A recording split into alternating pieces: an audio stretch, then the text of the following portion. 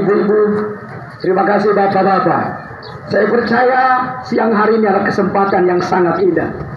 Tuhan sedang tahu apa segala sesuatu hari ini aktivitasmu. Saya percaya kalau kau dengar baik-baik firman Tuhan, pasti engkau diberkati. Kau tidak akan kekurangan. Dunia ini akan diperhadapkan dengan situasi kondisi yang kritis. Kau semua sudah dengar berita toh? Tadi pagi saya dengar berita Perdana Menteri Inggris kena corona. Di Papua sudah 2 orang hamba Tuhan meninggal. Kemarin malam satu di Jayapura, yang lalu di Timika. Tapi jangan kamu dengar orang mati.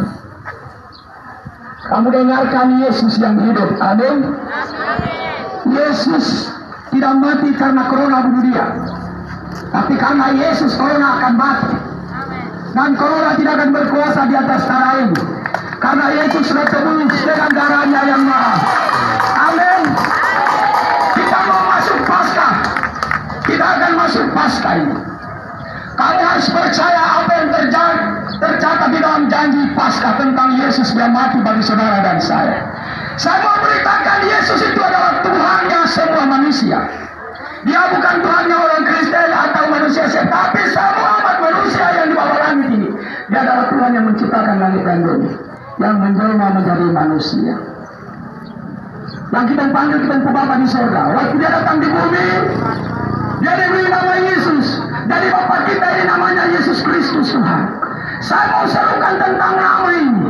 Nama yang mematikan maut dan tidak berkuasa di muka bumi ini. Nama yang menyelamatkan saudara dan saya. Engkau sudah dibeli, engkau sudah dibayar dengan harga yang lunas. Berikan tepuk tangan buat Tuhan dulu. Haleluya. Bapak Ibu, kami bicara di sini bukan karena tidak ada gereja. Tapi hari-hari ini gereja sedang lockdown. Itu, saya bersyukur kalau gereja-gereja di kampung tetap beribadah seperti biasanya. Kamu harus ibadah. Karena yang bisa menghentikan semua tua yang terjadi wabah di muka bumi ini cuma membangun mesbah di hadapan Tuhan. Kamu harus bangun mesbah Tuhan di dalam pribadimu. Karena engkaulah gereja yang sesungguhnya. Bukan masalah gedung besar atau gedung kecil, tapi gereja yang sesungguhnya adalah kita ini pribadi lepas pribadi. Jadi kalau kau di pasar tetap bangun hubunganmu dengan Tuhan. Di mana saja di dapur ibu-ibu bangun hubungan dengan Tuhan. Amin. Sebab pada waktu bangsa Israel dihukum dalam 3 hari 70.000 orang mati, cuma satu solusi. Waktu Nabi Gad berbicara kepada Nabi Daud, Tuhan berkata, bangun mesbah Tuhan. Waktu Daud mendirikan mesbah, maka semua telah berhenti. Tadi malam saya lihat di media lewat WhatsApp, mereka kirim dari grup PGK. Mereka berkata, oh Nabi Nuh adalah Nabi yang diperintahkan Tuhan untuk lockdown selama 40 hari. Saya bilang benar, karena Tuhan yang suruh. Tuhan berbicara kepada Nuh, kau harus buat batra, dan yang menutup batra sendiri bukan Nuh, itu tangan Tuhan. Tapi saya balik tanya mereka, kalau kita tutup gereja lockdown, Tuhan berkata apa? Kamu pernah dengar Tuhan berbicara? Saya tanggal 22, saya minta tanda dari Tuhan. Pada hari Minggu kami sedang beribadah. Saya minta Tuhan, apa jawaban Tuhan terhadap peristiwa ini bagi atas tanah ini? Roh Kudus beritahukan saya, dia bilang, kau lihat Paulus, karena Paulus sama orang bersama dengan dia tidak ada yang mati. Hamba Tuhan harus ada otoritas dari surga. Saya menjadi hamba Tuhan bukan karena sekolah pendeta seperti yang disampaikan oleh tadi Nyonya Elizabeth. Tuhan panggil saya tahun 2002. Dia mengunjungi saya. Saya dulu dari Kedar, tahu Kedar itu orang-orang Mesir yang di sebelah sana. Ya. Saya dulu tidak mengenal Yesus. Saya tidak tahu tentang kitab suci orang Kristen. Saya belajar tentang kitab suci saya. Tapi bukan berarti saya menganggap agama saya yang dulu itu tidak bagus. Semua itu bagus. Dan saya belajar dari situ. Dia juga memperkenalkan tentang Imam Mahdi yang akan datang menghakimi bumi ini. Tapi karena Tuhan memanggil saya untuk melayani dia, maka dari situlah hidup saya diubah. Saya tidak tahu gereja itu saya tidak tahu. Saya tidak tahu. Saya tidak tahu membaca firman Tuhan, apalagi berdoa saya tidak tahu. Tapi waktu Tuhan mulai memanggil saya, Tuhan sendiri mulai mengajar saya untuk saya mengerti siapa dia pribadi yang bernama Yesus.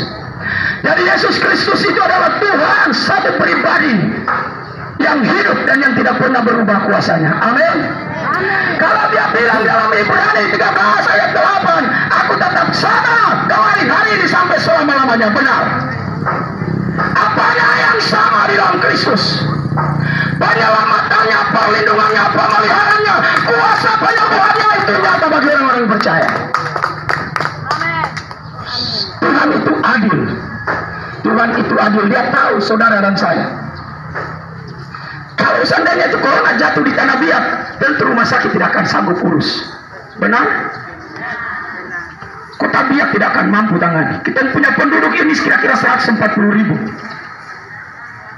Tapi oleh anugerah Tuhan, di biak belum ada yang positif corona, tidak ada. Kita sakit malaria, batuk beringus, kita ini sudah penyakit tahunan di biak, sudah biasa. Amin. Jangan orang batuk beringus, kami orang yang sudah kena corona. Haleluya. Saya berdoa Yesus tidak mau masuk corona di sini. Semua hamba Tuhan harus berdoa, kita harus tolak corona. Kemarin saya dengar di media mereka kritik, dan yang ada katanya hamba Tuhan bilang saya akan doakan orang-orang sakit corona dia sembuh. Lalu pendeta satu menantang, pendeta siapa itu yang hebat daripada Yesus? Bukan karena pendeta itu hebat, tapi karena firman Tuhan itu hebat. Firman Tuhan itu terbukti. Yesus bukan Tuhan yang mati, dia Tuhan yang hidup. Itu yang harus kita percaya. Iman saudara dan saya jangan tergoncang dengan perkara ini. Yesus memberikan engkau bukan roh ketakutan, tapi roh yang membangkitkan kehidupan. Amin. Saudara, saya berdoa ketakutan itu keluar dalam nama Yesus. Semua pikiran yang mengkhawatirkan dalam hidup aku berdoa dalam nama Yesus, hari ini kau bebas. Jangan engkau takut. Tuhan kita bukan Tuhan yang takut. Haleluya. Tadi sudah disampaikan, waktu pembinasa masuk di tanah Mesir, coba bayangkan anaknya, Firaun ini anak raja ada dalam istana. Di situ tidak ada udara, tapi virus kematian bisa masuk, iya kan? Belajar dari situ. Tapi Yesus dia bilang, aku akan memberikan engkau tanda darah yang bisa membuktikan bahwa aku adalah Tuhan yang memberi hidup. Dan dia buat perbedaan antara orang Mesir dan orang Israel, iya kan? Binatang orang-orang Mesir semua mati, manusia anak-anak sulung semua mati. Tapi tidak ada, Alkitab bilang tidak ada satu manusia orang-orang Mesir waktu itu yang mati. Karena Yesus Kristus Tuhan memberikan perjanjian buat mereka. Hari ini perjanjian yang sama, kuasa yang sama ada dalam hidup saudara dan saya. Tidak ada bedanya. Firman Tuhan tidak pernah berubah. Sampai dia datang pada kali yang kedua, dia tidak akan berubah. Yang perlu ditingkatkan kualitas hidup kita adalah iman dan percaya kita kepada Tuhan. Amin. Saya katakan dalam keluarga saya, istri saya, anak saya itu beda. Iman kami beda, kami sama-sama percaya Yesus, tapi kualitasnya beda. Itu. Suami mau bisa hamba Tuhan, istri bisa hamba Tuhan, tapi belum tentu kualitas iman kamu itu sama. Amin. Imanlah yang membedakan. Dan panggilan atas setiap kita. Jadi jangan kamu takut dengan situasi keadaan hari ini. Kamu tetap beraktivitas. Oke, pemerintah mengeluarkan solusi, tidak mengapa. Aturan-aturan tidak mengapa, karena mereka itu adalah bagian mereka. Untuk menata kita supaya kita tertib, hidup sehat itu tidak salah, itu baik. Saya menghargai dan menghormati. Tapi bagian daripada hamba-hamba Tuhan harus membicarakan tentang Yesus yang penuh kuasa, yang melakukan perkara-perkara yang besar bagi orang-orang yang beriman dan percaya kepadanya. Itu yang harus kita ceritakan. Jangan kita ceritakan ketakutan. Jangan kita bagikan itu. Pendeta tidak boleh bicara ketakutan kepada jemaat. Harus pendeta membangkitkan iman mereka supaya mereka sungguh-sungguh di dalam Tuhan. Itu yang harus dibangun di dalam gereja Tuhan. Saya mau kasih tahu secara spirit. Saya mau kasih tahu secara spirit. Jangan kamu berkata, oh gereja ditutup, iman kami kuat. Saya mau katakan tidak. Belum sampai imanmu sebesar biji sesawi itu. Belum sampai imanmu sebesar biji sesawi. Ya. Tidak boleh tutup gereja. Tidak boleh batasi ibadah, tetap cari Tuhan. Karena hanya itu jawaban satu-satunya di bawah langit ini. Harus cari Tuhan, harus tinggikan Tuhan. Hanya itu yang bisa menjawab. Hanya itu yang bisa menjadi solusi. Hanya dia yang bisa menjadi penolong. Berapa tenaga medis kita di pihak sangat sedikit. Tapi keajaiban Tuhan yang dahsyat itulah yang melindungi kita semua di atas tanah ini. Kita boleh mati, saya juga akan mati tepat pada waktunya. Tapi saya tidak akan mati karena virus corona, tidak. Saya percaya Yesus yang panggil saya. Saya percaya Yesus yang tebus saudara dan saya. Amin. Haleluya. Kamu harus bangkitkan iman. Iman itu bukan sesuatu yang kita lihat, tetapi sesuatu yang kita tidak lihat tapi kita percaya, itulah iman. Kita percaya Yesus bukan karena kau lihat Yesus dia ada berdiri, tapi faktanya Yesus dia ada. Hidupmu diberkati, kau bangun pagi, kau masih bernapas, kau kuat, kau tidak keluar masuk rumah sakit, berarti Yesus ada dalam hidupmu. Kau harus tahu itu. Kau dalakan Tuhan di atas segala-galanya. Kemarin saya kirim di WA, saya bilang begini, mati dan hidup itu Tuhan yang menentukan. Tetapi satu hal yang saya percaya adalah firman Tuhan. Kita akan mati, tapi mati kita harus di dalam Tuhan, bukan di luar Tuhan. Ya, pendeta bisa saja mati. Ya, karena memang manusia. Saya juga bisa mati. Tapi tidak mungkin kita akan mati dalam situasi seperti begini. Kita akan dipanggil Tuhan tepat pada waktunya. Jadi tetaplah kuat. Firman Tuhan katakan, hendaklah engkau kuat di dalam kekuatan kuasanya. Betapa hebatnya kuasa Tuhan itu di dalam engkau. Efesus pasal 1 ayat 19. Betapa hebatnya kuasa Yesus di dalam hidup saudara, sesuai dengan kepercayaanmu. Yang saya mau tanamkan hari ini adalah kepercayaanmu kepada Tuhan, karena dia Tuhan Yesus yang tidak pernah berubah. Apapun keyakinanmu, agamamu hari ini, aku beritahukan, hanya Yesus yang bisa menyelamatkan. Kenapa saya harus berbicara di pinggir jalan? Ada tanda yang Tuhan kasih. Tanggal 17 September 2016 saya dikasih satu tanda penglihatan. Tadi firman Tuhan sudah disampaikan, Tuhan itu berbicara sampai hari ini. Ada pendeta yang bilang, kapan Tuhan berbicara? Tuhan masih tetap memberikan pewahyuan. Pewahyuan yang datang dari Tuhan itu berbeda dengan pewahyuan yang kita baca. Artinya Roh Kudus akan menghidupkan firman Tuhan itu. Kalau itu hal-hal itu yang harus disampaikan, maka itu akan terjadi. Tanggal 17 September 2016 saya diperlihatkan dalam satu penglihatan di alam roh. Saya lihat langit sebagian ini tergoncang dan runtuh dan hancur. Lalu manusia mulai berserakan kemana-mana, berseru mencari perlindungan, mau ingin selamat, dan kebingungan. Hal yang kedua saya lihat banyak orang-orang dari Kedar Nebayot, orang-orang yang belum mengenal Kristus, itu sedang berseru ke langit, ingin selamat, ingin mencari keselamatan, tapi mereka tidak tahu jalannya. Olehnya hari ini saya berdiri di sini, saya mau ingin beritahukan, Yesus berkata, akulah jalan, akulah kebenaran, akulah hidup, akulah keselamatan. Di bawah langit tidak ada manusia yang diperuntukkan bagi untuk selamat kecuali Yesus Kristus. Tanda itu yang Tuhan berikan sehingga saya berbicara di tempat ini. Kami sudah ke superiori. Kalau saya khotbah di mimbar itu sudah biasa, di gereja-gereja itu biasa. Tapi saya percaya kita sedang berada di zaman seperti zaman Nuh ini. Kita sedang berada adalah hidup. Kita sedang berada seperti di zaman Nuh. Orang sibuk berjualan, berusaha. Tapi jangan lupa, firman Tuhan katakan tiba-tiba mereka ditimpa malapetaka. Tahun 96 kita dikena gempa di Biak. Saya ada di kota Biak. Saya pun melarikan diri, tabir-bir saya tidak tahu mau lari kemana. Karena saya lihat gunung di pinggir rumah saya itu seperti gelombang 10 meter tingginya. Saya saksi, saya tahu betapa mengerikan dan menakutkan. Saya balik ke belakang sekolah sudah runtuh habis. Tapi rumah yang saya tinggali Tuhan pelihara dengan baik. Jadi saya tahu arti goncangan apa yang akan Tuhan lakukan. Saya mau bilang ini belum seberapa, baru virus. Setelah dampak virus ini akan ada satu krisis yang namanya ekonomi. Di superior kemarin saya sudah sampaikan, mama-mama yang jualan, perbaiki kebunmu, tanam keladi, apa yang bisa dimakan, tanam baik-baik. Akan terjadi kalau sampai pemerintah melakukan lockdown, seluruh perekonomian akan terhenti. Dan kamu lihat di mana di India itu kacau karena pemerintah dia tutup semua akses ekonomi. Kita berdoa tidak akan terjadi. Kita harus tolak hal-hal yang begitu, karena kita tahu kita punya Tuhan yang mengatur alam semesta. Dia yang kendalikan hidup manusia. Olehnya kita harus percaya dengan sungguh-sungguh. Jadi kenapa kami harus beritakan firman Tuhan sampai di pinggir jalan? Bukan kekurangan pelayanan, bukan. Tapi karena Tuhan suruh berbicara. Amin. Ya. Dan tidak ada jalan kamu dengar dalam gereja yang akan diberitakan hal-hal yang seperti ini. Firman Tuhan, Injil kita yang kita pegang ini, ya dan amin. Antikris akan bekerja. Kamu baca kitab Wahyu, mulai dari Wahyu pasal 6. Masa-masa yang sukar akan tiba. Kamu tahu nanti akan terjadi satu pemerintahan di dunia, satu mata uang di dunia. Kamu tidak pakai chips, kamu tidak bisa makan. Dan itu sedang diproses. Amerika sudah menyetujui penggunaan chips.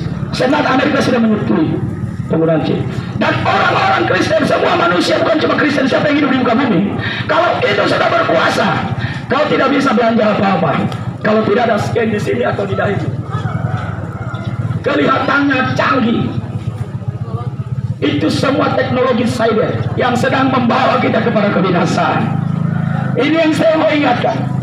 Teknologi semakin canggih, jangan kamu bilang, oh gampang enak pakai ATM, bisa kartu kredit. Tunggu dulu. Hari ini ya masih aman. Satu waktu kau akan di-scan dari kepalamu atau dari sini. Chips akan ditanam seperti di jagung. Dan kalau kau masuk di ATM kau tinggal seperti cahaya begitu.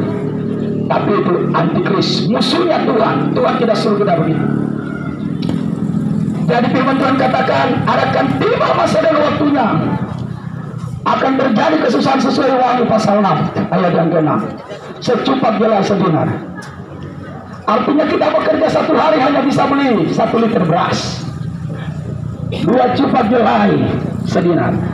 Pekerjaan kita berjualan paling bisa seharga 1 liter beras kita bisa makan. Saya jadi buruh paling hanya untuk 1 hari saya bisa makan palan, bisa tidak cukup.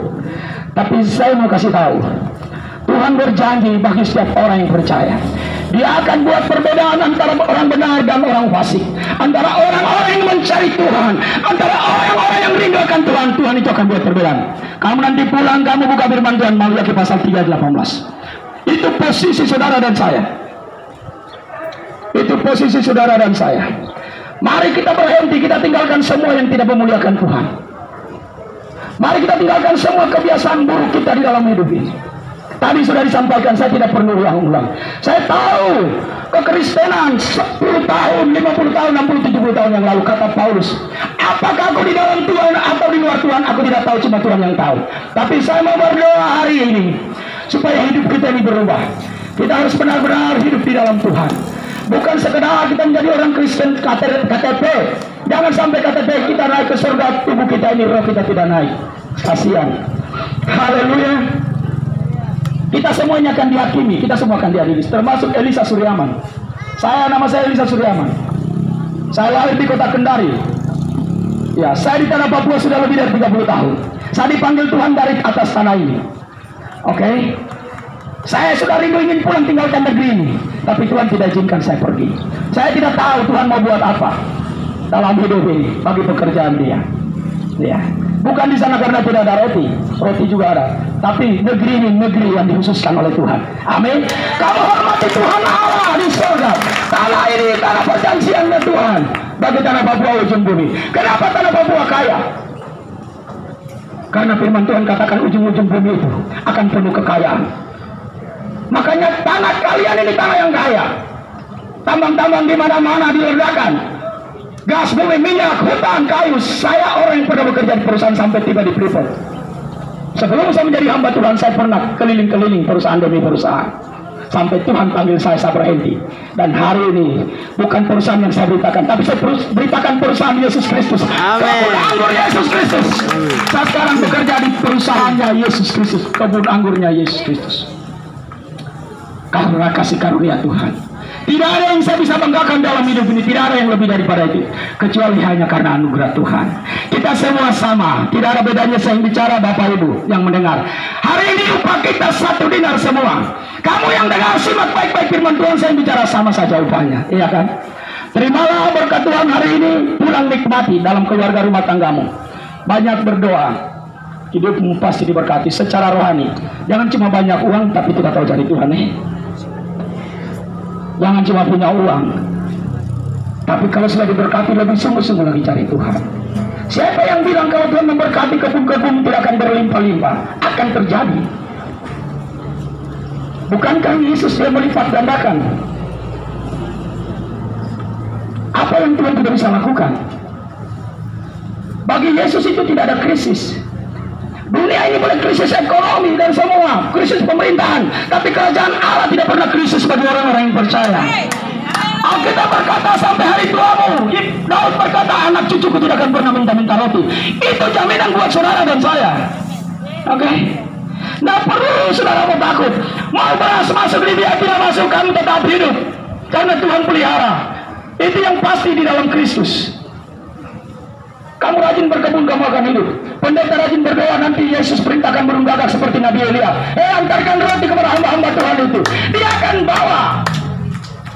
Tuhan tidak pernah kehabisan cara untuk menolong dan memberkati dan memelihara kita. Amin.